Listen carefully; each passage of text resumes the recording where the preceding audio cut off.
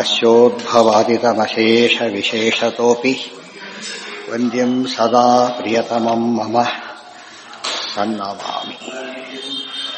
ತಮೇವ ಶಾಸ್ತ್ರಪ್ರಭವಂ ಪ್ರಣಮ್ಯ ಜಗದ್ಗುರುಣಾಂ ಗುರುಮಂಜಸೈವ ವಿಶೇಷತೋ ಮೇ ಪರಮಾಖ್ಯವಿದ್ಯಾ ವ್ಯಾಖ್ಯಾಂ ಕರೋಮ್ಯನ್ಮಪಿ ಚಾಹಮೇವ.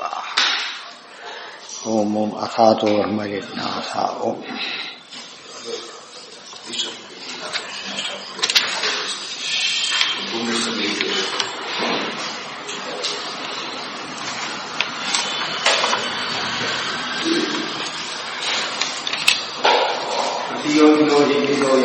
ಎಷ್ಟನೇದು? ಪ್ರತಿಯೋಗಿನೋ ಹಿ ಭೇದೋಯಂ ನತು ಸ್ವಸ್ಮಾತ್ ಕಥಂಚನ ವಿಭಾಗೇನ ಅಲ್ಪತೈವ ಸ್ಯಾತ್ ಕುತಯೇವ ಚ ಶೂನ್ಯತಾ. ವಿಭಾಗ ಮಾಡ್ತಾ ಹೊರಟಾಗ ಅದು ಚಿಕ್ಕದಾಗತ್ತೆ ಹೊರತು ಶೂನ್ಯ ಆಗೋದಿಲ್ಲ. ವೆರಿ ಇಂಪಾರ್ಟೆಂಟ್ ಇದು. ವಿಭಾಗೇನ ಅಲ್ಪತೈವ ಸ್ಯಾತ್ ಕುತಯೇವ ಚ ಶೂನ್ಯತಾ. ಒಂದು ಪರಮಾಣು ಎಷ್ಟೇ ನೀವು ಚಿಕ್ಕದು ಮಾಡಿದರೂ ಕೂಡ ಅದು ಶೂನ್ಯ ಆಗಲಿಕ್ಕೆ ಸಾಧ್ಯ ಇಲ್ಲ. ಬಹಳ ಇಂಪಾರ್ಟೆಂಟ್ ಪಾಯಿಂಟ್ ಅದು. ಶೂನ್ಯ ಆಗಿಬಿಟ್ರೆ ಅದು ಅನ್ಸೈಂಟಿಫಿಕ್, ಎಲ್ಲರಿಗೂ ಗೊತ್ತಿದೆ. ನ ಶೂನ್ಯಾನ್ಯಾಂ ಹಿ ಸಂಯೋಗಾದ್ ಭಾವೋ ವಸ್ತುತಃ ವಿಷ್ಯತೆ. ನೀವು ಶೂನ್ಯ ಆಗುತ್ತೆ ಅಂತ ವಾದ ಮಾಡೋದಾದರೆ ಶೂನ್ಯ ಸೃಷ್ಟಿಯಾದರೆ ಹೇಗಾಗುತ್ತೆ? ವಸ್ತುನಃ ಭಾವ ಅಂದರೆ ಅಸ್ತಿತ್ವ. ಶೂನ್ಯತೆಯನ್ನು ಹೇಳೋದಾದರೆ ನೀನು ಆಗ ಹುಟ್ಟತಕ್ಕಂಥ ಪ್ರಸಂಗ ಬರೋದೇ ಇಲ್ಲ. ಯಾಕೆ? ಒಂದು ವಸ್ತು ಶೂನ್ಯವಾಗೋದಿಲ್ಲ, ಶೂನ್ಯದ ಸೃಷ್ಟಿ ಆಗೋದಿಲ್ಲ. ಎರಡಿರೋದ್ರಿಂದ ಈ ಮತ ಸರಿಯಲ್ಲ. ವಿತಾರಣಾರ್ಥೋ ಧಾತುಶ್ಚ ವಿಭಾಗ ಅದಾಗಿತ್ತು. ವಿಭಾಗ ಗುಣವಾಚಕ. ಸಾಮಾನ್ಯವಾಗಿ ಧಾತುವಿಗೆ ಏನಂತ ಅರ್ಥ ಇದೆ ಗೊತ್ತಾ? ಇದು ವಿದಾರಣ ಮಾಡೋದು ಅಂತ ಹೇಳಿದರೆ ತುಂಡು ಮಾಡೋದು ಅಂತ ಅರ್ಥನೇ ಹೊರತು ಶೂನ್ಯ ಮಾಡೋದು ಅಂತ ಅರ್ಥ ಅಲ್ಲ. ಗೊತ್ತಾಯ್ತಾ? ವಿಭಾಗ ಗುಣವಾಚಕ. ಹಣ್ಣು ಹೆಚ್ಚು ಅಂತ ಹೇಳ್ತಾರೆ. ಏನರ್ಥ ಅದಕ್ಕೆ? ನಾಶ ಮಾಡುವಂತ ಅರ್ಥನಾ? ಅಲ್ಲ, ವಿಭಾಗ ಮಾಡುವಂತ ಅರ್ಥ ವಿದಾರಣ. ಆಮೇಲೆ ಭಿದಿ ವಿದಾರಣೆ. ಭೇದ ಎಂಬ ಶಬ್ದ ಎಲ್ಲಿಂದ ಬಂದಿದೆ? ಭೇದ ಧಾತುವಿನಿಂದ. ಅದಕ್ಕೆ ಅರ್ಥ ಏನು? ವಿದಾರಣ ಅಂತೇಳಿ. ವಿದಾರಣ ಅಂದ್ರೇನು? ಕಟ್ ಮಾಡೋದು ಅಂತ ಅರ್ಥ ಹೊರತು ಶೂನ್ಯ ಮಾಡೋದು ಅಂತ ಅರ್ಥ ಅಲ್ಲ. ಅವಿದಾರಣೇಪಿ ಹಿ ಆಸ್ಯಸ್ಯ ಭಿನ್ನಮುಷ್ಟೌತು ತಸ್ಯ ಚ. ಈಗ ಅವಿದಾರಣೇಪಿ ಇವತ್ತು ಭಿನ್ನ ಆಗಬೇಕಾದ್ರೆ ನೋಡಿ, ನಿನ್ನೆ ಹೇಳಿದೆ ಅದು. ತುಟಿ ಬಾಯಿ ತೆಗೆದು ಹೇಳ್ತಾನೆ, ಅವಾಗೇನಾಯ್ತು? ಎರಡು ಭಾಗ ಆಯ್ತಾ ಹೊರತು ಅದೇನಾಗಲಿಲ್ಲ, ತುಂಡೇನೂ ಆಗಲಿಲ್ಲ. ಡಿಸ್ಕನೆಕ್ಟ್ ಆಗ್ತಾ ತೆಗೆದು ಮುಚ್ಚೋದು ಮಾಡ್ತದೆ ಹೊರತು ಅದೇನಾಗಿಲ್ಲ, ನಾಶ ಹೊಂದಿಲ್ಲ. ಅತ ಉನ್ಮತ್ತ ವಾಕ್ಯತ್ವಾತ್ ಮಾಯಾವಾದೋ ಹಿ ಉಪೇಕ್ಷಿತ. ಇದೇ ಕಾರಣದಿಂದನೇ ಉನ್ಮತ್ತ ವಾಕ್ಯದಂತೆ ಮಾಯಾವಾದವನ್ನ ಉಪೇಕ್ಷೆ ಮಾಡಲಾಗಿದೆ. ಅಂದ್ರೆ ಅರ್ಥ ಏನು? ಸ್ವೀಕಾರ ಮಾಡಿಲ್ಲ ಅಂತ ಅರ್ಥ. ನಚ ಅದು ಬಂದಿತ್ತು. ನಚ ಅಮಂದ ಸದಾನಂದ ಶಂತಿ ಅನಂತ ಗುಣಾರ್ಣವ ಈಶ್ವರೋ ಅಷ್ಟಗುಣತ್ವೇನ ಪ್ರಮೇಯೋ ಅಪ್ರಮಿತತ್ವತಃ.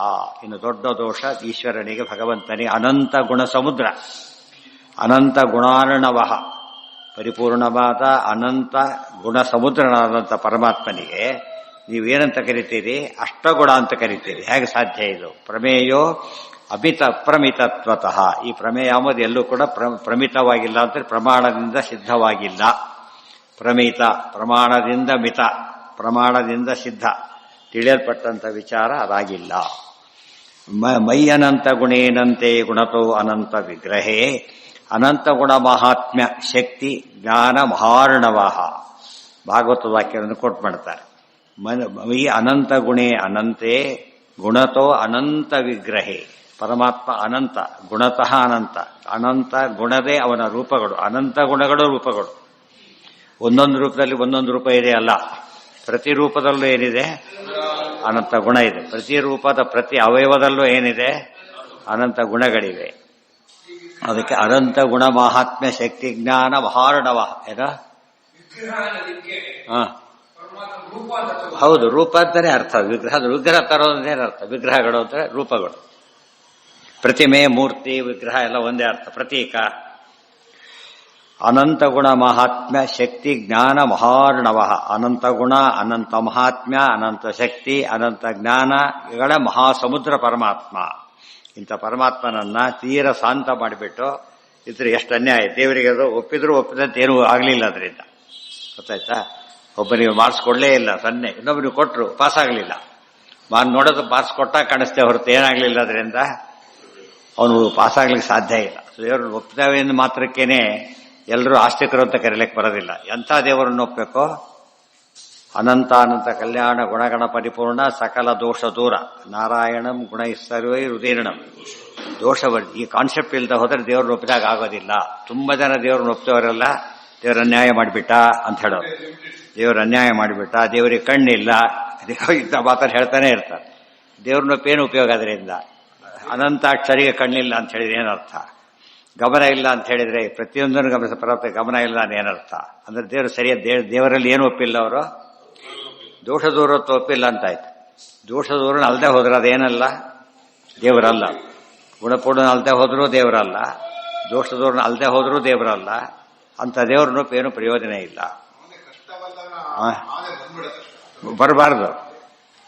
ಅದಕ್ಕೆ ಧೈರ್ಯ ಅಂತ ಸಾಧನೆ ಅಂತ ಅದೇ. ಬರ್ತಾ ಬರ್ತಾ ಬರ್ತಾ ತಪ್ಪು ತಿಳ್ಕೊಂಡಿರುತ್ತೆ, ಯಾರ ಬಗ್ಗೆನೋ ತಪ್ಪು ತಿಳ್ಕೊಂಡಿದ್ದ ಆಮೇಲೆ ಅರ್ಥ ಆಯ್ತು, ಓ ಹಾಗಲ್ಲ ಅಂತೇಳಿ ಅವಾಗ ಕ್ಷಮಿಸ್ತಾರ ಇಲ್ಲ ಗೊತ್ತ. ಅದು ಹೇಳಿದ ಟೈಮ್ನಲ್ಲಿ ಗೆಲ್ಲಬೇಕಾದ್ರೆ ಅದಕ್ಕೆ ಕುಂತಿ ಗೆದ್ಲು ವಿಪದಸ್ ಅಂತವ್ರೆ ಅಷ್ಟೇ. ಈಗಲ್ಲ, ಯಾವಾಗ ಫರ್ ಕೊಡ್ತಾರೆ ನೀನು ಎಸ್ತಾರತ್ತೆ, ಅನುಗ್ರಹ ಮಾತ್ರ ಇರಲಿ ಅಂತ ಕೇಳುತ್ತಾ. ಅದಕ್ಕೆ ಸಾಧನೆ ಅಂತ ಕರೆಯೋದು. ಇವತ್ತು ಮ್ಯಾಥಮೆಟಿಕ್ಸ್ ಒಂದು ಶಕ್ತಿ ಬಂದ್ಬಿಡುತ್ತಾ? ಬರೋದಿಲ್ಲ, ಬಿಡ್ಬಿಟ್ರೆ ಬರೋದೇ ಇಲ್ಲ. ಪ್ರಯತ್ನ ಮಾಡ್ತಾ ಮಾಡ್ತಾ ಮಾಡ್ತಾ ಮಾಡ್ತಾ ಏನಾಗ್ತಾನೋ ಅವನು ಕಲಿತಾ ಹೋಗ್ತಾ. ಇದಕ್ಕೆ ಸಾಧನೆ. ಈ ಸಾಧನೆ ಲೆವೆಲಲ್ಲಿ ಏನಿಲ್ಲ, ಸಾಧನೆ ಲೆವೆಲಲ್ಲಿ ಏನಿಲ್ಲ, ನಿರ್ಣಯ ಮಾಡ್ಲಿಕ್ಕೆ ಬರೋದಿಲ್ಲ. ನಿರ್ಣಯ ಬರೋದು ಸಾಧನೆ ಮುಗಿದ್ಬೇಕು. ಎಕ್ಸಾಮ್ ಹೋದ ದಿವಸ ಎಕ್ಸಾಮ್ ಬಿಟ್ಟರೆ ಏನು ಪ್ರಯೋಜನ?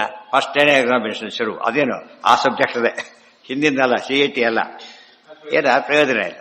ದೇವರು ಹಾಗೆಲ್ಲ ಮಾಡೋದಿಲ್ಲ. ಸಾಧನೆ ಹಂತ ಹಂತದಲ್ಲಿ ಪರೀಕ್ಷೆ ಆಗ್ತಾ ಹೋಗಿ ಜನ್ಮ ಜನ್ಮಕ್ಕೂ ಸಾಧನೆ ಒಂದು ಮಟ್ಟ ಏರ್ತಾ ಇರಬೇಕು. ಸೊ ಒಂದು ಜನ್ಮ ಜನ್ಮನೂ ಅವಕಾಶ ಇರುತ್ತೆ. ಅದೇ ಮಿಥ್ಯಾಜ್ಞಾನ ಕೊಟ್ಟು ಒಂದ್ಸಲ ತಪ್ಪು ತಿಳ್ಕೊಂಡು ಮಾತ್ರಕ್ಕೆ ಏನಾಗೋದಿಲ್ಲ, ಅನ್ನದ ಸಮಸ್ಯೆ ನರಕ ಎಲ್ಲ ಆಗೋದಿಲ್ಲ.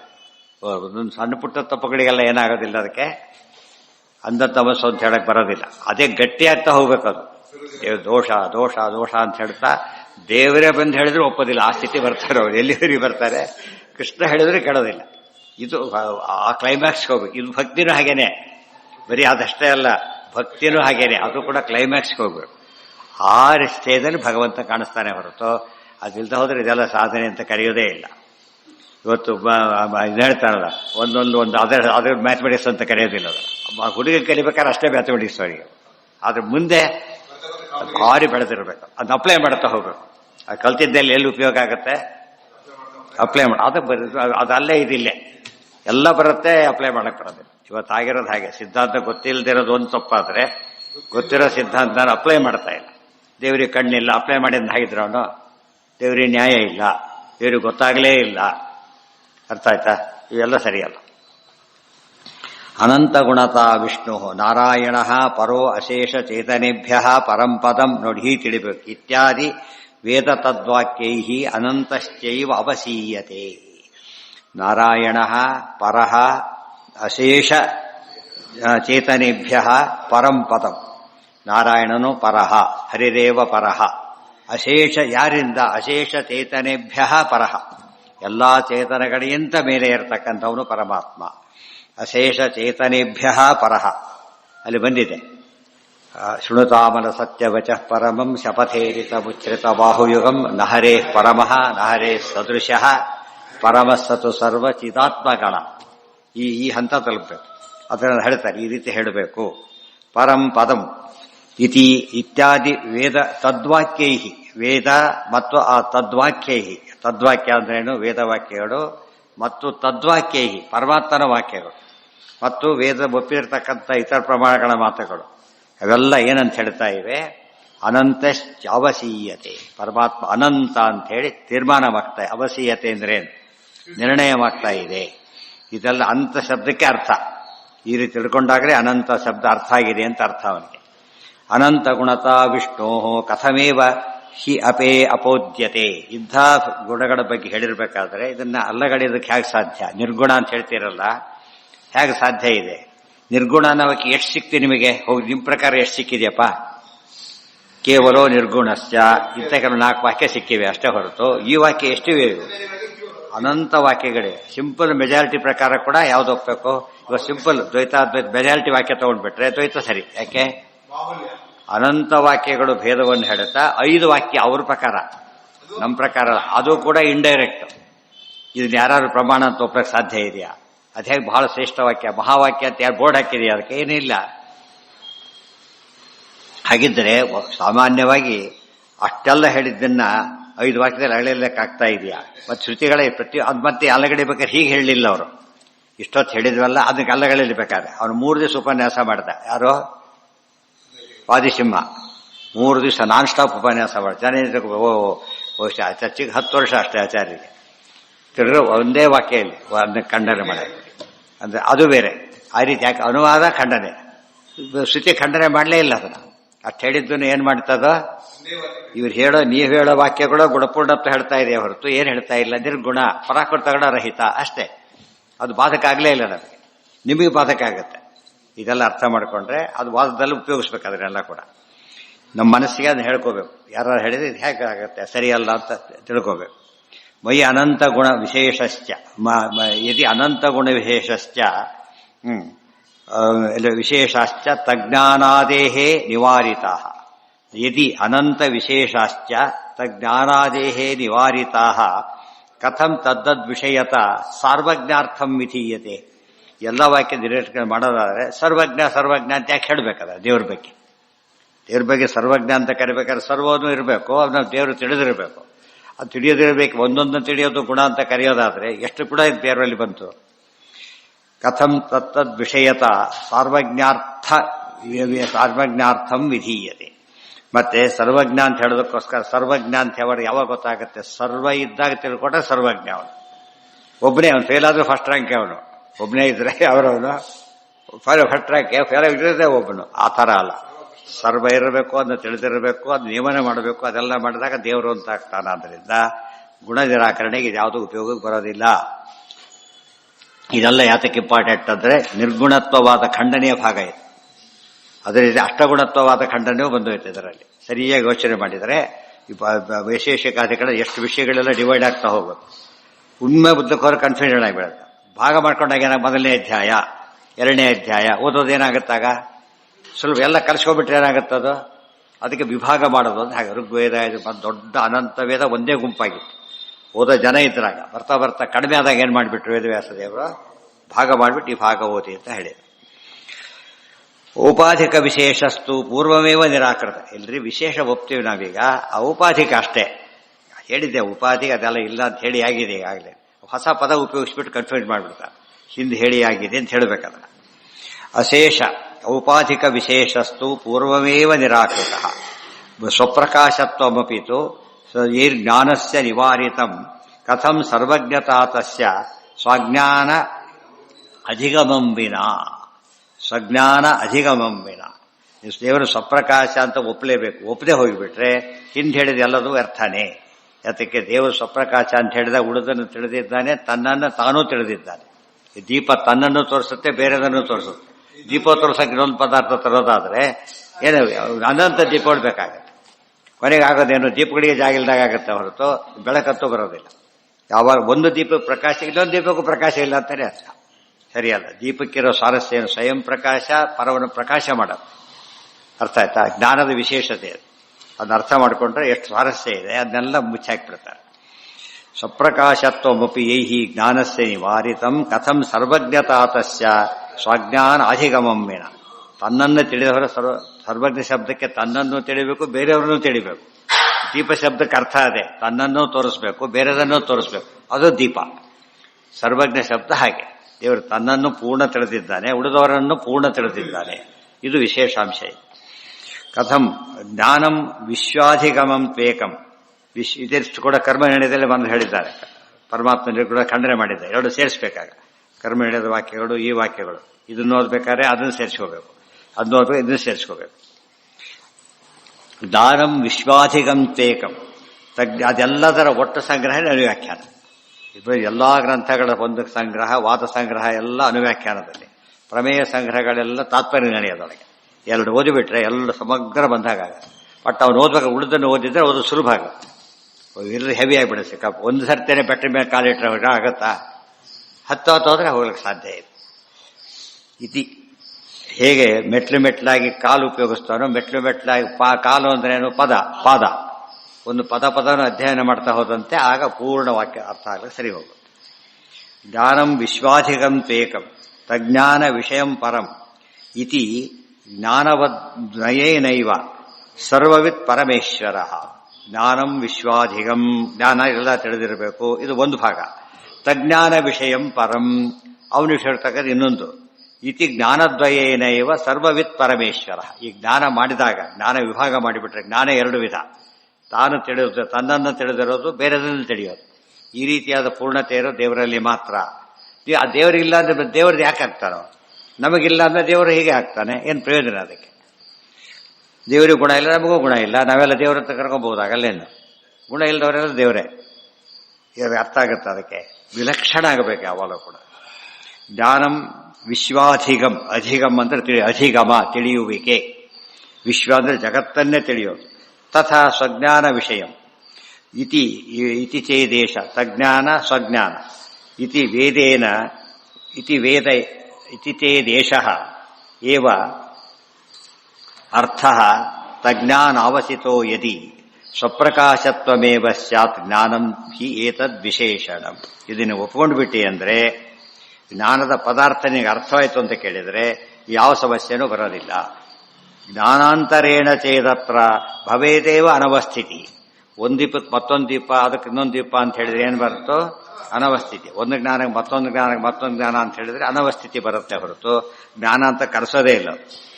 ಜ್ಞಾನಾಂತರೇಣ ಚೇದತ್ರ ಭವೇದೇವ ಅನವಸ್ಥಿತಿ ಸ್ವಪ್ರಕಾಶತ್ವಮೇತಸ್ಮಾತ್ ದುರ್ನಿವಾರಂ ಸಮಾಪಯೇ.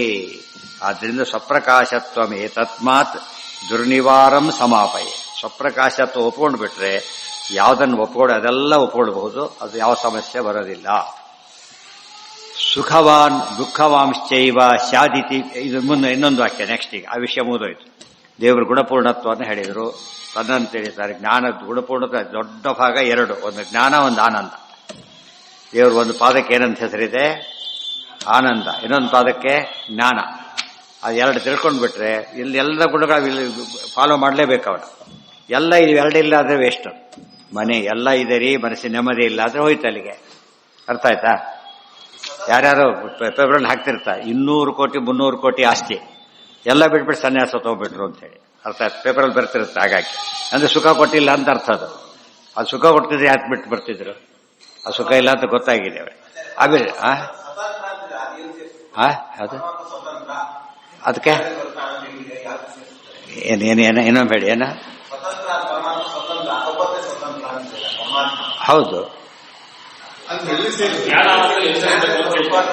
ಅದರಲ್ಲ ಸ್ವತಂತ್ರ. ಸಾಮಾನ್ಯವಾಗಿ ಸ್ವತಂತ್ರ ಅಂತ ಹೇಳಿದಾಗ ಚೇತನ ಫಸ್ಟ್ ಆಗಿರ್ಬೇಕು. ಅವ್ರು ಜಡಗಳಿಗೆ ಸ್ವಾತಂತ್ರ್ಯ ಇಲ್ಲ. ಚೇತನಕ್ಕೆ ಫಸ್ಟ್ ಏನಿರಬೇಕು? ಜ್ಞಾನ ಇರಬೇಕು. ಗೊತ್ತಾಯ್ತಾ? ಕ್ರಿಯೆ ಇರಬೇಕು, ಇಚ್ಛೆ ಮೂರು ಇರಬೇಕು. ದೇವರಿಗೆ ಸರ್ವಜ್ಞತ್ವ ಇದೆ, ಸ್ವತಂತ್ರ. ಸರ್ವ ಕರ್ತೃತ್ವ ಇದೆ, ಸ್ವತಂತ್ರ. ಸರ್ವ ಉದ್ಧಾರ ಮಾಡೋ ಇಚ್ಛೆ ಇದೆ, ಮೂರು ಬಂದಿರುತ್ತೆ. ಸ್ವತಂತ್ರ ಶಬ್ದಕ್ಕೆ ಮೂರು ಸೇರಿ ಹೋಗ್ಬಿಡುತ್ತೆ. ಚೇತನ ಫಸ್ಟ್, ಇಮಿಡಿಯೇಟ್ ಮೂರಲ್ಲಿ ಉಳಿದೆಲ್ಲ ಕನೆಕ್ಟ್ ಆಗ್ಬಿಡುತ್ತೆ. ಮೂರಿತ್ತಂದ್ರೆ ಮುಂದೆಲ್ಲ ಬಂದೋಯ್ತು. ಜೀವ ಇದೆ ಅಂದರೆ ಕಣ್ಣಕ್ಕೆ ಎಲ್ಲ ಅಂಗಗಳು ಕೂಡ ಮಾಡಕ್ಕೆ ಒಂದು ಅರ್ಥ ಇದೆ, ಇಲ್ಲ ಅಂದ್ರೆ ಎಲ್ಲ ಇದ್ದು ಆನಂದ ಇಲ್ಲದೆ ಇರಬಹುದು, ಏನು ಇಲ್ಲದೆ ಆನಂದ ಇರಬಹುದು. ಅರ್ಥ ಆಯ್ತು? ಹೊರಗಿದ್ದು ರೈಕ್ವರು ಏನಿಲ್ಲ ಆನಂದ ಇದೆ, ಎಲ್ಲ ಇದ್ದು ಆನಂದ ಇಲ್ಲದೆ ಇರ್ಬೇಕ. ತೀರಾ ಕಾಮನ್ ಅದು. ಸಿಕ್ಕಾಬಟ್ಟೆ ಇದ್ದು ಬರೀ ಆನಂದ ಇಲ್ಲಲ್ಲ, ದುಃಖ ಬೇರೆ ಇಲ್ಲೆಲ್ಲ ಟೆಸ್ಟ್ ಆಗಿ ಏನೇನು ನೋಡಿ. ಮೊನ್ನೆ ಕದ್ರು ಬರೋದು ಸಿಕ್ಕ್ರಿ. ಏನು ಹೇಳ್ಬೇಕು ಇವರಿಗೆಲ್ಲ? ಶಾಸನ ಬೆಳೆದಾಗಾಯ್ತು. ಇರೋದನ್ನು ಕಳ್ಕೊಂಡು ಡೈಲಿ ಬಿದ್ದು ಏನು ಬಂದಾಗಾಯ್ತು? ATMಗೆ ಹಾಕ್ತಾಗ ಏನು ಬುದ್ಧಿ ಇದೆಯಾ ಅವ್ರಿಗೆ? ಏನಾರು ಕೂಡ ಕಾಮನ್ ಸೆನ್ಸ್ ಇದೆಯಾ?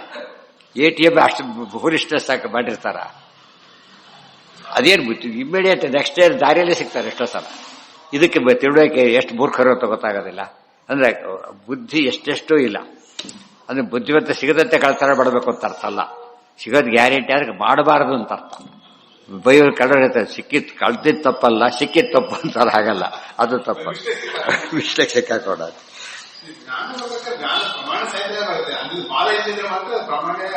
ಯಾವ್ದಕ್ಕೆ? ಹೌದೌದು, ಅದು ಅದೆಲ್ಲ ಇದೆ. ಅದೆಲ್ಲ ಅದು ಏನ್ ಮಾಡಿಬಿಟ್ರು ಅಂದ್ರೆ ಅದೆಲ್ಲ ಕೆಡಿಸಿ ಹಾಳು ಮಾಡಿಬಿಟ್ರು ಪೂರ್ತಿಯಾಗಿ. ಅದು ಯಾವುದು ಸೇರಿದಂತೆ ಮಾಡಿ ಅದಕ್ಕೆ ಯಾರೋ ಕೊನೆ ಎಲ್ಲಿ ಬಂದರು ಅಂತ ಕೇಳಿ ಕೇಳಿ ತತ್ವಜ್ಞಾನ ಸಹವಾಸನೆ ಬೆಳೆದನ್ನ ಬಿಟ್ಬಿಟ್ರು. ಅರ್ಥ ಆಯ್ತಾ? ಈಗ ಯಾರ್ದೋ ಮನೆಗೆ ಹೋಗಿರ್ತಾನೆ, ಮೈಸೂರು ಪಾಕ್ ಮಾಡಿರ್ತಾನೆ, ಸಿಕ್ಕಾಬಟ್ಟಿ ಗಟ್ಟಿ ಇರುತ್ತೆ, ಇನ್ನೊಂದು ಅಲ್ಲೂ ಗಟ್ಟಿ ಇರುತ್ತೆ, ಅದು ಬೇಡ ಅಂತ ಬೆಳೆಯುತ್ತೆ, ಇನ್ನು ಜನ್ಮದಲ್ಲಿ ಹಾಕಿಬಿಡಿರುತ್ತೆ. ಯಾತಕ್ಕಾದ್ರೆ ಅಲ್ಲಿ ಒಳ್ಳೇದು ನೋಡೇ ಇಲ್ಲ ಅವ್ರು ಪಾಪ. ಇವತ್ತು ಅಧ್ಯಾತ್ಮದಕ್ಕೆ ಯಾತಕ್ಕೆ ಜನಕ್ಕೆ ಪೂರ್ತಿ ನಿರಾಸಕ್ತಿ ಬಂತು ಅಂದ್ರೆ ಇಂಥ ವಾದಗಳನ್ನ ಕೇಳಿ ಕೇಳಿ ತಲೆ ಕೆಟ್ಟೋಯ್ತು ಅವ್ರಿಗೆ. ನಾವು ತಿಳ್ಕೊಂಡ್ರೆ ಸ್ವಲ್ಪ ವಾಸಿ, ಇವ್ರು ಹೇಳೋದಕ್ಕಿಂತ ಯಾವ್ದು ಬೆಟರು, ನಾವು ತಿಳ್ಕೊಂಡ್ರೆ ಸ್ವಲ್ಪ ವಾಸಿ ಅನಿಸಿಬಿಟ್ಟು ಅವ್ರು ಓದೋದೇ ಬಿಟ್ಬಿಟ್ರು. ಆ ಉದ್ದೇಶ ಇತ್ತು ಅವರಿಗೆ, ಓದಂತೆ ಮಾಡಬೇಕು ಅಂತ ಉದ್ದೇಶ ಇತ್ತು. ಅರ್ಥ ಆಯ್ತಾ ನಿಮಗೆ? ಆ ರೀತಿ ಮಾಡುತ್ತಾರೆ, ತಿಳಿತಾ? ಇವಾಗ ಟ್ರಿಕ್ ಅದು ಮಾಡಿದ್ದು, ಅದೇ ಅಜ್ಞಾನ ಅಂತ ಜ್ಞಾನವನ್ನು ಅಲಗಡೆಯಲಿಕ್ಕೆ ಮಾಡಿದ ಉಪಾಯ ಅದು. ಅಲ್ಲಿಗೆ ಮತ್ತೆ ಒಂದು ಪಾಯಿಂಟ್ ಮುಗಿತೀವಿ ಇವತ್ತು. ಏನೋ ಪರಮಾತ್ಮ ಗುಣಪೂರ್ಣ ಅನ್ನೋ ಅಂಶ ತೀರ್ಮಾನ ಆಯಿತು. ಮೊನ್ನೆ ದೇವರಿಗೆ ಸುಖ ಇದೆಯಲ್ಲೋ ಮುಂದಿನ ಪ್ರಶ್ನೆ. ಈಗ ಮುಕ್ತರಿಗೆ ಸುಖ ಇದೆಯೋ ಅದನ್ನೆಲ್ಲ ಖಂಡನೆ ಮಾಡ್ತಾರೆ.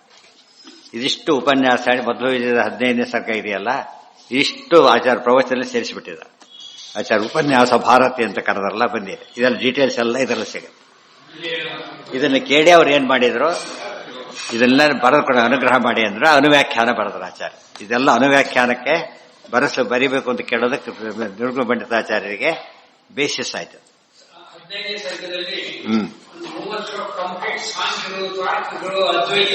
ಹೇಳಿದ್ದೇನೆ, ಅದೇ ಹೇಳ್ತೀನಿ, ಇಷ್ಟೊತ್ತು ಹೇಳಿದ್ದು ಅದನ್ನೇ ತಾರೆ ಈಗ.